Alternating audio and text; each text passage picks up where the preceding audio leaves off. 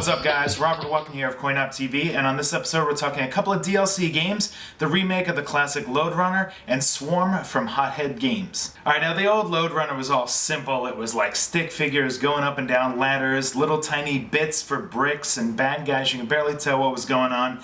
That's not happening now. The guys at Tozai have created a very 3D looking, lush, rendered game that really is pretty and, you know, makes you want to kind of like explore the levels pretty heavily. The only problem is you got bad guys chasing you the whole time that you don't really have a chance to soak up the environment. It's just quick, run, get the bad guys to fall into a ditch, kill them, get the gold, and then get out as fast as you can. Alright, so here's what you get with Lode Runner. There's no jumping.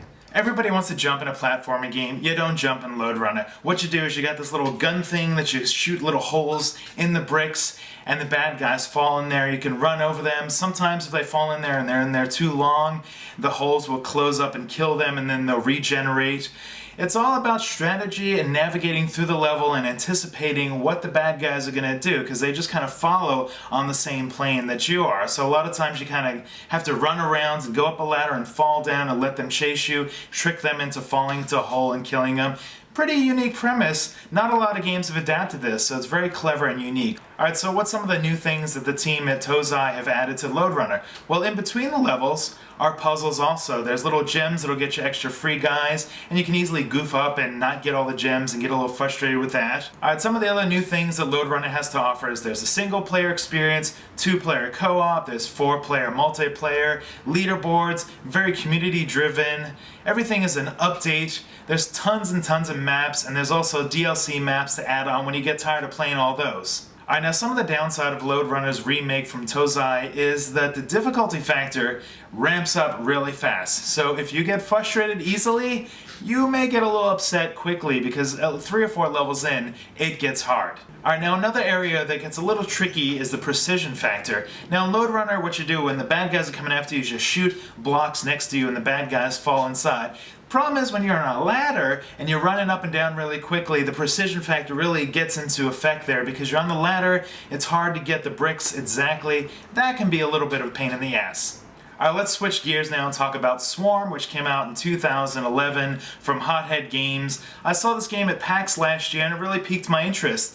It's really cute, fluffy, you control 50 swarmites, it's puzzles, it's jumping, it's an action platformer. Do you like watching little blue things die often? Well, that's what you get with Swarm. It's all about getting your guys through the level, getting through obstacles, hoping that at least one of your guys survives without dying, and they will die often, and the deaths are really cool. It's kind of like a Limbo. You die often, but it's kind of fun to watch the deaths. So the gameplay is all about jumping, running, huddling together, spreading out, building a vertical tower so you can get things up above you, or sneaking through little trails, racing past little bombs and things that are going to kill you. It's all about death, avoiding death, and hoping that you survive to last long enough to get enough gems and goals so that you can unlock more levels in the game. Alright, now on the downside of Swarm, you know, I thought I'd kind of get into the characters a little more. They're cute, they're lovable, but the camera is like way back, and you can kind of zoom in and check things out, but you don't really zoom in much with the camera while you're playing the game. So I kind of thought something was a little lost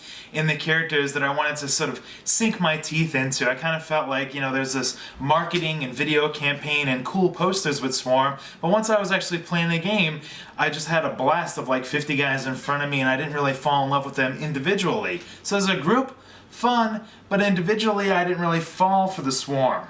Alright guys, so Lode Runner, fun, enjoyed it. I was all over that game, I dug it, it was a faithful adaptation of the classic. Swarm, I'm digging too, not quite as much as I thought I was. I thought I'd dig the game a little more and really get in there and be hooked like Plants vs. Zombies or Limbo. Doesn't quite have that appeal to it, but it's fun for an XBL game or PSN game, something like that.